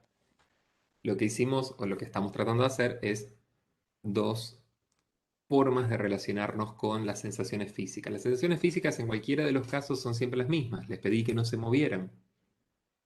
Simplemente noten la espalda apoyada ahí. Ahora, lo que hicimos, la primera instrucción fue traten de no sentirla, traten de sacársela de encima. La segunda instrucción fue háganle lugar, permítanse tenerla. ¿Sí? No estamos cambiando cuál es el contenido de la sensación, lo que estamos cambiando es cómo se relacionan con eso y eso tiene un efecto. ¿Sí? Un efecto que puede ayudar o dificultar que estén haciendo alguna otra cosa, como por ejemplo atender a la clase. ¿Sí? Entonces, a eso, eso por ejemplo, es un pequeño ejemplo, hecho un poco a los ponchazos, de un recurso experiencial de relación con experiencias internas. Con los pensamientos vamos a hacer exactamente lo mismo, distintas técnicas, pero vamos a hacer lo mismo. Sostener un pensamiento tratando de, digo, hay una diferencia entre sostener un pensamiento tratando de quitarlo, tratando de resolverlo, versus sostenerlo y solamente sostenerlo, como quien tiene un pensamiento acá. Eh, Vamos a tratar de cambiar el impacto que los pensamientos tienen. Así que nada, más o menos ahí se entiende para dónde van las intervenciones. Ok. Discúlpame Eh, que me meta, Fabi. Esto sí. requiere una práctica, digamos, no es que uno puede modificar esto así como de un momento al otro, ya listo, ya el pensamiento lo aceptamos, divino. Lleva como como una práctica de, de, de estar de estar presente con el cuerpo, digamos, porque no es tan fácil. No, no es fácil. La psicoterapia en general no es fácil. Lo único que, pero eso va a pasar con todos, con toda intervención. Lo que estamos apuntando acá es, si nosotros podemos tener un foco clínico, un buen foco clínico, si nosotros podemos saber un poco mejor qué tipo de cosas necesitamos impactar, qué tipo de procesos necesitamos impactar para facilitar el cambio clínico, podemos ser más eficientes con las intervenciones, podemos ser más eficaces con las intervenciones, podemos ayudar mejor, para decirlo de alguna manera. ¿Sí? Eh, Esto que acabamos de hacer, sí, no es tan sencillo como esto, pero la idea central es lo que acabamos de hacer. Lo que acabamos de hacer con las sensaciones tiene el corazón de lo que vamos a tratar de hacer con las emociones. Con las emociones vamos a tratar de generar algo parecido, sentirlas sin defensa, sentirlas como si no hubiera nada para defenderse, porque de hecho no hay nada para defenderse en una emoción.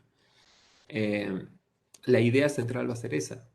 Entonces lo que tenemos es un conjunto especificado de procesos de cambio clínico, que cuando impactamos sobre eso,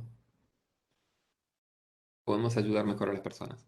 Lo que nos sigue diciendo la evidencia, lo que nos está diciendo la evidencia desde hace mucho, mucho tiempo, hace unos 20 años que viene, hay más, como 30 años de evidencia acumulada sobre esto, es cuando impactamos en estas cosas, el cambio clínico es más probable. Cuando trabajamos sobre valores, cuando ayudamos a las personas a estar más en contacto con el momento presente, cuando ayudamos a las personas a experimentar emociones sin lucha y sin defensa, cuando ayudamos a las personas a tener pensamientos sin verse rígidamente controlada por ellos, cuando ayudamos a las personas a construir patrones de acción al servicio de sus valores, el cambio clínico es más probable. ¿Sí?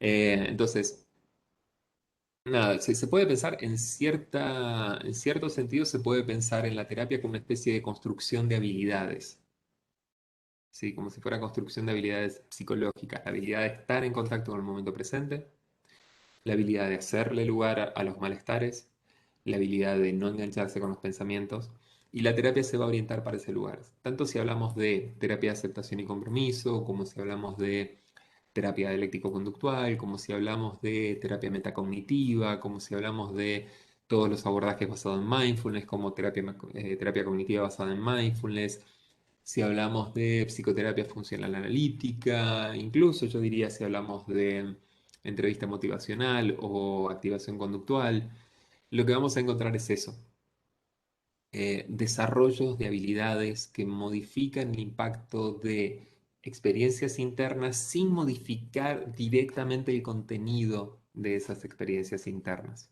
¿Sí? Y la tercera ola va a ir en esa dirección. ¿Sí? Va a estar moviéndose en esa dirección. Eh, entonces, vamos a seguir usando cosas de la TCC tradicional porque son útiles. Vamos a seguir usando cosas de lo que sería primera ola porque hay cosas útiles ahí. Solamente que vamos a usarlo de distinta manera. ¿Sí? Algunas cosas se van a tomar, otras no. No trabajamos demasiado, por ejemplo, no trabajamos reestructuración cognitiva. No hacemos eso, como diálogo socrático, por ejemplo. No vamos a trabajar ese tipo de cosas, pero sí podemos trabajar con sesgos para poder identificar pensamientos problemáticos. ¿Sí? Digo, para dar un ejemplo. Vamos a trabajar, por ejemplo, recursos de exposición, pero no vamos a usar exposición al servicio de reducción de ansiedad, ¿sí? Sino que lo vamos a usar al servicio de construcción de flexibilidad, construcción de repertorio. Y lo mismo con la incorporación de herramientas técnicas que vienen de, como decía, de Gestalt, de Mindfulness o de la mar en coche. ¿Se entiende más o menos esto? Eh, a ver si tengo alguna otra cosa. Esto nos permite, por un lado, como esto, ser un poco más preciso, y la otra cosa es que nos permite lidiar con temas clínicos bastante más complejos. ¿Sí? Nos permite lidiar con temas clínicos bastante más complejos, nos permite lidiar con el sentido, nos permite lidiar con la espiritualidad, nos permite lidiar con las emociones, nos permite lidiar con el dolor, con el sufrimiento, con la vida. Eh, Abre mucho el campo de juego de lo que podemos hacer en terapia. Es un modelo que, estoy hablando acá de ACT en particular, es un modelo que vengo trabajando, insisto, hace 10 años y el principal motivo por el cual vengo trabajándolo es porque sigue siendo útil, es una excelente guía clínica, porque es- permite trabajar como temas profundamente humanos, eh, permite que lidiemos con eso en la clínica sin dejarnos en un lugar como demasiado frío, demasiado distante, pero permite trabajar esos temas humanos con precisión científica. O sea, lo vamos a trabajar con procedimientos con soporte en investigación, vamos a modificar los procedimientos según lo que va de investigación, pero además todos los procesos de cambio están especificados. Entonces, hay una cosa bastante linda en esto de poder tener una pata en el campo, si quieren, más humanista, pensar en fenómenos sociales, en fenómenos culturales, en el impacto de lo social, de lo cultural, de lo económico, pero al mismo tiempo poder tener una pata en lo que es investigación. Hay un montón de investigación sobre todas estas cosas, lo cual nos salva de la especulación, ¿sí? Nos salva de la pura conjetura. Eh, Disculpe si ya mencionó y no escuché, se me entrecorta el audio, pero quisiera ver cómo entiende usted el lugar que tiene el lenguaje en los modelos de tercera generación y si lo diferenciaría de cómo entienden el lenguaje en los modelos postmodernos. Eh, A ver, el único modelo de tercera que tiene una concepción propia como firme sobre el lenguaje es terapia de aceptación y compromiso. Sí, ese es el único modelo que tiene una concepción como dura sobre el lenguaje. No dura, pero sí como rigurosa. Eso es lo que quería decir. Eh, hay, las diferencias son infinitas. En primer lugar, la misma palabra de lenguaje te da una pauta. No usamos el término lenguaje, al menos no en sentido estricto. Hablamos de lenguaje, sí, porque es el término coloquial que uno sabe, pero hablamos de conducta verbal. La principal diferencia, yo diría, es pensar al lenguaje como actividad y no como sistema, no como una estructura, sino el lenguaje como una actividad humana. Vamos a pensar al lenguaje como una conducta. Lo que dicen, y cuando digo lenguaje, estoy diciendo lo que sea como hablado, pero también interno. Sí, pensamiento es lenguaje, es conducta verbal, al menos el que nos interesa. Eh, y yo creo que la diferencia central va a estar dada por eso. Pensamos al lenguaje como conducta, como acción, y en tanto tal, como acción sujeta a las mismas leyes, en principio, que el resto de las conductas. Hay una cosa bastante simpática de pensar o de jugar. Am, ¿Se acuerdan el texto de Freud de las heridas narcisistas? ¿Se acuerdan de ese texto? ¿Se los hicieron leer alguna vez? Sí, sí, Ilse, me imagino que lo has leído porque lo hemos leído todo, pero no sé los chicos. ¿A ustedes se lo hicieron leer? Lo de Freud y heridas narcisistas. Me pregunto a los alumnos acá, Sí, ¿no? ¿Sí? sí, sí. A mí siempre me pareció que ese texto de Freud es objetable, por decirlo de alguna manera, porque pero lo que dice es como ha habido una serie de movimientos culturales que sacaron a la humanidad del centro de la creación, ¿sí? Como primero fue Newton, diciendo la Tierra no es el centro del universo, Galileo, perdón, la Tierra no es el centro del universo, después Darwin, diciendo la especie humana no es el centro de la creación, no somos importantes, sino que somos unos más, y Freud dice que él constituye la tercera herida narcisista, porque, obvio, eh, Ahí porque nos volvemos el su propia casa. psicoanálisis, dice que bla, básicamente, no sos dueño de tu propia casa. El yo no es dueño de su propia casa. A mí siempre me pareció, por un lado, me pareció bastante agrandado. Digo, imagínense que yo en este momento escribiera, estuvo Galileo, estuvo Darwin y estuvo Maero. Es un poco agrandado. Es un poco agrandado. Sí. No, lo que nos pasa como Galileo, Darwin, Einstein, yo, estamos ahí. Pero más allá de eso, sí, me ha parecido siempre algo un poco objetable porque el psicoanálisis siguió manteniendo que hay leyes especiales para los seres humanos, que los seres humanos se diferencian de los animales completamente, como que funcionan por una lógica propia y una lógica completamente distinta. Hay una cesura ahí eh, que sigue manteniendo a los seres humanos como una cosita especial. Somos especiales y no nos afectan las cosas, somos distintos. Entonces, si uno lo piensa como, ok, Galileo dice, no estamos en el centro del universo, perfecto. Darwin dice, no estás en el centro de la escala biológica, pero el otro dice, pero sí somos especiales. Yo siempre he pensado que en realidad, si hay que ubicar una tercera herida, hay que buscarla en otro lugar, porque de hecho, las otras heridas, como Galileo y Darwin, fueron muy mal recibidas. Inicialmente fueron muy mal recibidas. Sí, Galileo tuvo que retractarse y a Darwin no le fue demasiado bien.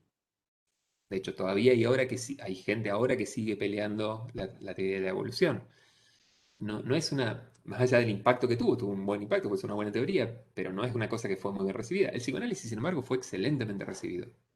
Prueba de eso es que están todas las universidades, están todas las referencias de cultura popular, aparece mucho más que la evolución y toda la historia. Fue muy bien recibido, porque no mete el dedo en la llaga del todo.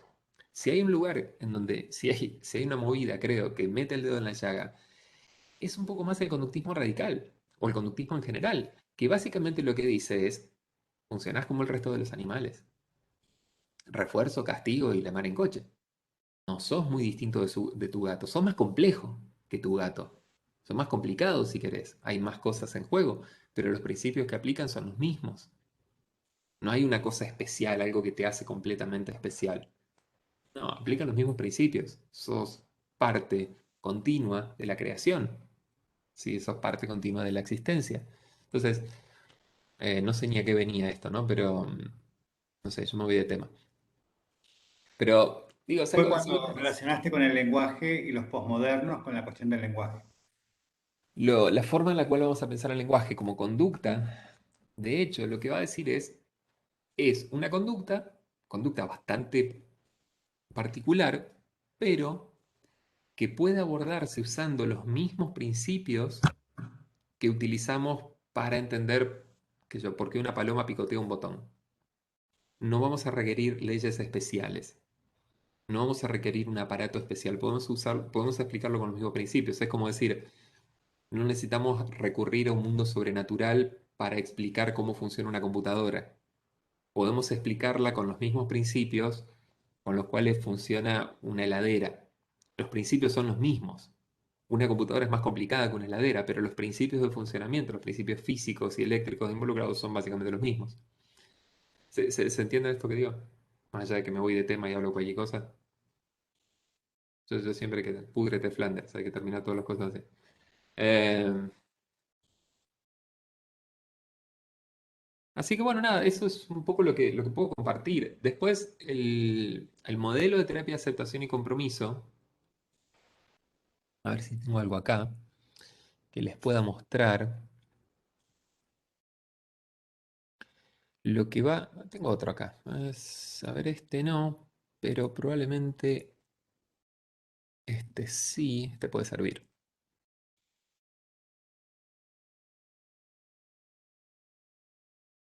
Creo que este puede andar, a ver. Vamos a ver si puedo mostrarles en chiquitito algo del modelo de ACT. Ok.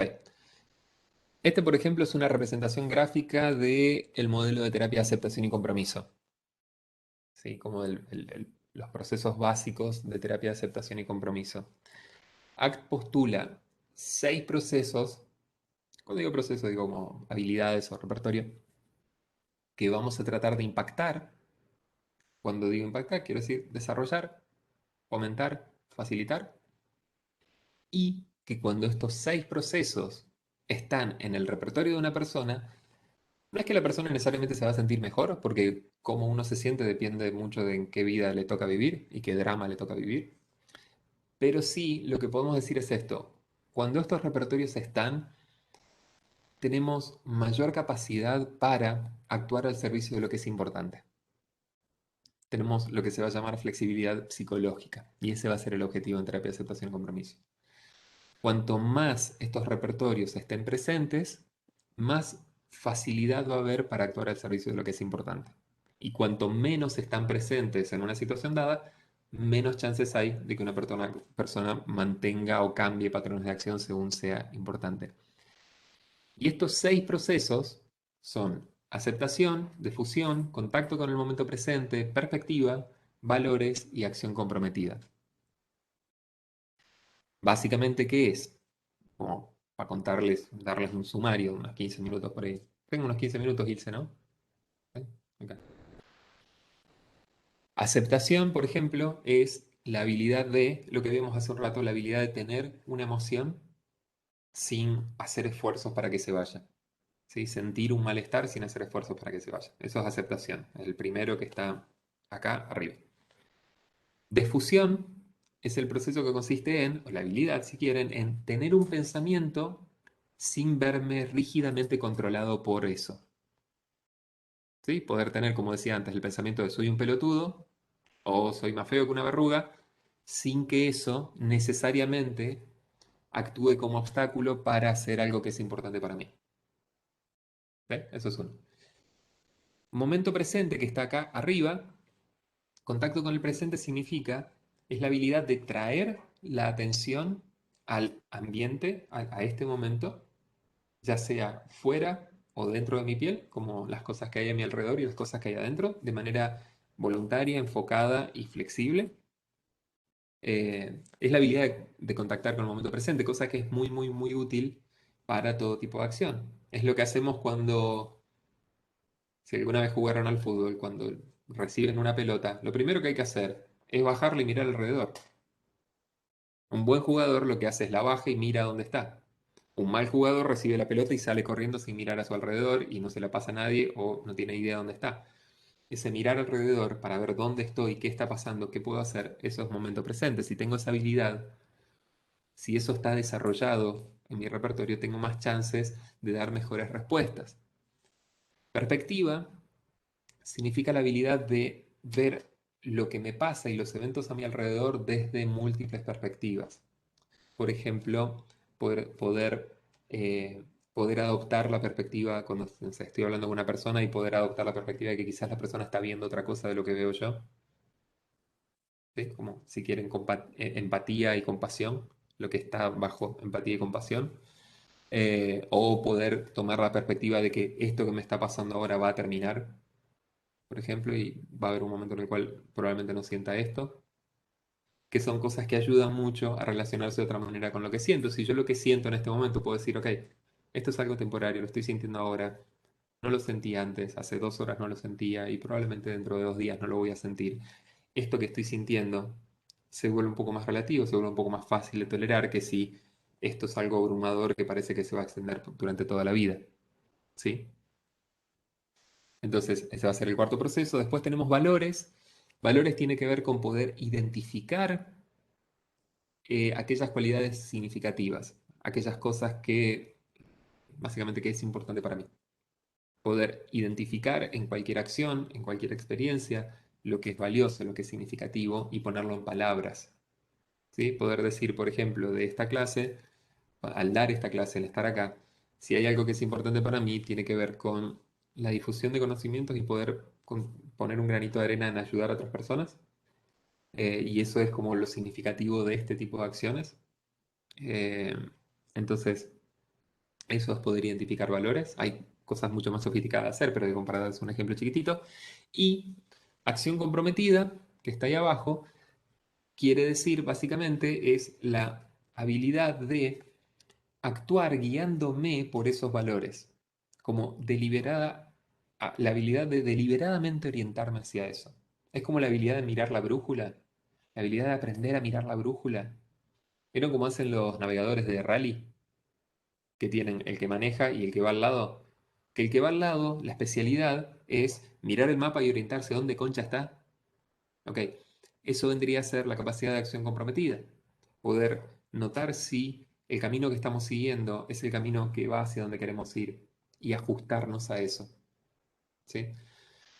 Entonces, la idea es, cuando todas estas cosas están, cuando yo puedo hacerle lugar a lo que siento, no engancharme con lo que pienso demasiado, poder traerme a este momento, poder cambiar de perspectiva cuando sea necesario y adoptar perspectivas más amplias, poder identificar lo que es importante y ajustar mi acción a eso, tengo más chances de tener una vida con sentido.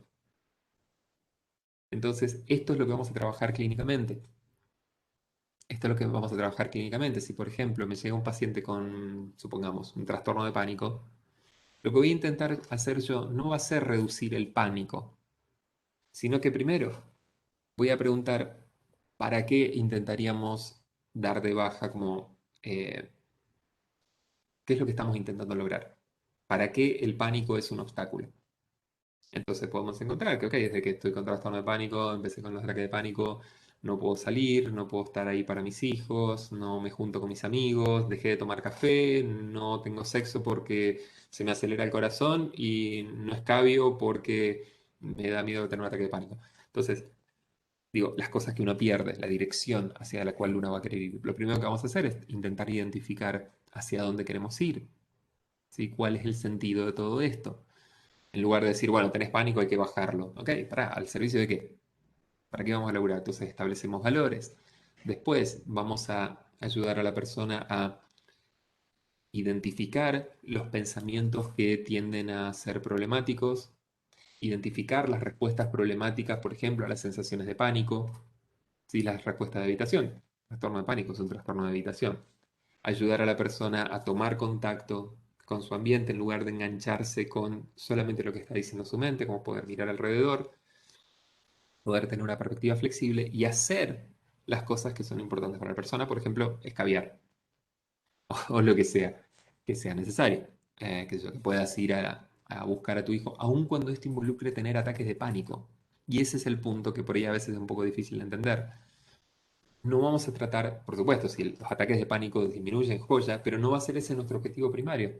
Nuestro objetivo primario va a ser que pueda vivir la vida que quiere vivir, haciendo las cosas que son importantes, aun cuando esto involucre tener un ataque de pánico. ¿Se entiende? Aun cuando esto involucre sentir ansiedad. Vamos a ayudar a sentirlo de una manera un poco menos nociva, ¿sí? Con aceptación, por ejemplo, y difusión. Pero vamos, si va a estar, va a estar. La vida involucra malestar, siempre, más tarde o más temprano. Entonces, lo mejor que podemos hacer, o una cosa muy buena que podemos hacer, es aprender a sentir el malestar en lugar de aprender a sacarnos el malestar. Aprender a sentirlo de la mejor manera posible. Así que nada, básicamente esta sería un mini resumen de qué es lo que tratamos de hacer con terapia de aceptación y compromiso. Otros modelos tienen como distintos objetivos, como ligeramente diferentes, em, pero la idea general tiende a ser esa, desarrollar habilidades para una vida mejor. Nosotros lo que hacemos, lo que tratamos de hacer es esto, miren, si nosotros pensamos en estas cosas como dimensiones que pueden estar en más o en menos, yo puedo estar más o menos dispuesto a sentir malestar. Yo podría graficarlo así. Supongamos, pongo un puntito. Más cerca del centro es más rigidez o menos disposición de disponibilidad de estas habilidades. Y lo que vamos a tratar de hacer nosotros es esto, pasar a esto, aumentar las habilidades en contextos clave. Vamos a tratar de, no sé, que en el momento que la persona con pánico tiene que buscar a su hijo, que estas habilidades estén más disponibles. ¿Sí? Por medio de laburo en sesión, vamos a trabajar con técnicas, intervenciones, con conversación, hay un montón de cosas que vamos a hacer con el objetivo último de lograr esto, básicamente. Che, ok. ¿Dudas, preguntas, Buenísimo. comentarios?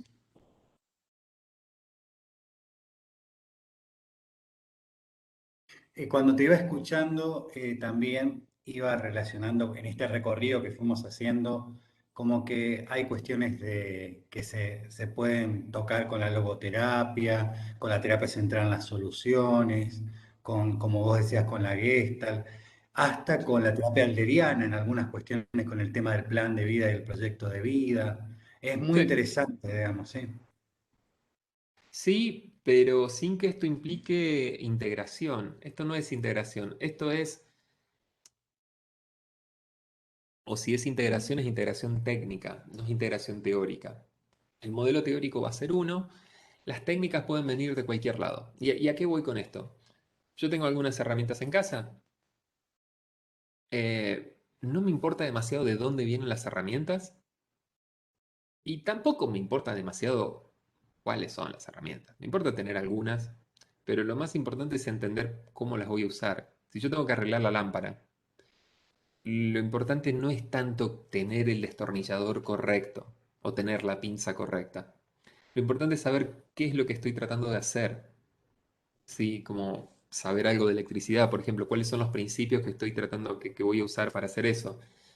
Si yo conozco los principios y estoy familiarizado con los principios básicos que voy a usar, después, tener herramientas, vengan de donde vinieren, por ejemplo, si en lugar de tener una pinza tengo un alicate, más o menos me arreglo.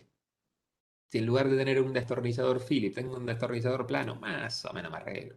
Si no tengo eso y tengo un cuchillo en lugar de un destornillador, porque pierdo todos los destornilladores, más o menos me arreglo. ¿Sí? Entonces, esa va a ser la idea. Si vamos a integrar cosas, cuando integramos, las integramos al servicio de lo que quiero hacer. ¿Sí? Las integramos al servicio del modelo conceptual que estamos usando, que no es lo mismo que integrar modelos, como decir, no vamos a hacer una mezcla entre ACT y Gestalt, porque lo que nos va a salir ahí, generalmente cuando hacemos ese tipo de cosas, es como mezclar chorizo con dulce de leche, o sea, hacemos de dos cosas buenas una mala. La más de las veces es eso. Entonces, integración técnica, sí, con eclecticismo técnico, pero con precisión conceptual. Pero sí, vamos a estar integrando un montón de cosas.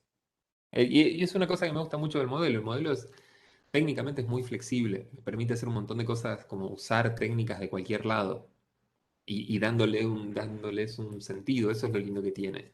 Puedo usar intervenciones de cualquier lugar si puedo encontrar una forma de usarlas al servicio de lo que quiero lograr. Eso es muy, muy, muy interesante. Puedo usar cosas conductuales, puedo usar algunos recursos cognitivos, usamos recursos de Gestalt, uso recursos sistémicos, como técnicas, intervencioncitas, cositas, porque mientras tengo claro qué es lo que quiero hacer, anda, qué sé yo. Y Fabi, se podría decir que, viste que por ahí a veces hacen esta clasificación, terapias centradas en la evidencia, en el proceso, en las relaciones. Acá considera la evidencia, pero no está atada a la evidencia. No, sí, estamos atados a la evidencia, estamos Está completamente bien. atados a la evidencia. A ver, eh, estamos atados a la evidencia de los procesos. Cada uno de estos procesos, cada uno de estos tiene un paquete de investigaciones propio. O sea, Mm. hay investigaciones sobre cuál es el papel de aceptación, por ejemplo, cuál es el efecto de trabajar aceptación en la clínica y cuál es el efecto de no trabajarlo. Hay investigación y mucha sobre cuál es el papel de difusión, ¿sí? Este Mm. segundo proceso. Hay un montón de investigación sobre cuál es el papel de trabajar momento presente, cuál es el papel de trabajar valores. Hay bocha de investigación de procesos y también hay un montón de investigación de los resultados del modelo. Este modelo en este momento tiene más de 600 ensayos controlados aleatorizados y si sumamos a eso las investigaciones de proceso, estamos arriba del millar de investigaciones. Yo calculo en este momento si sumamos todas las investigaciones que hay en ACT, debemos estar por las 2000 investigaciones empíricas. No, estamos completamente atados a la evidencia. Lo que pasa es que la clínica tiene un gran componente de arte en el sentido de tenemos que encontrar soluciones particulares a cada situación. Cada paciente es distinto.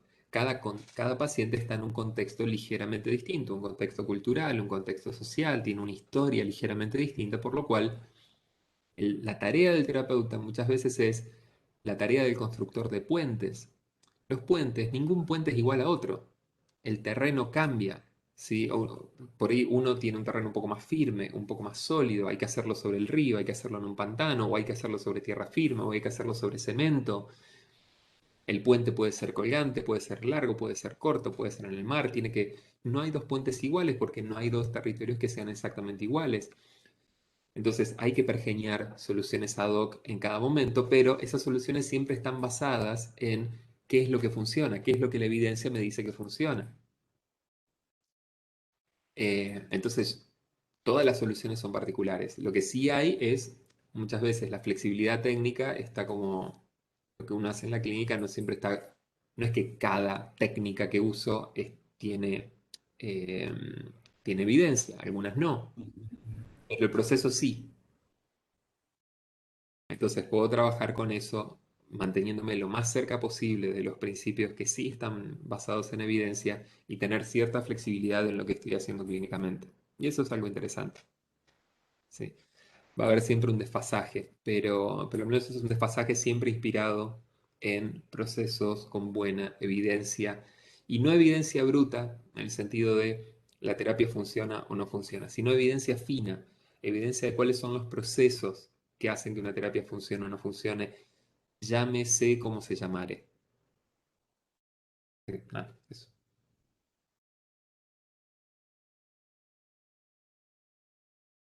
Así que bueno, es lo que tenía para decir hoy.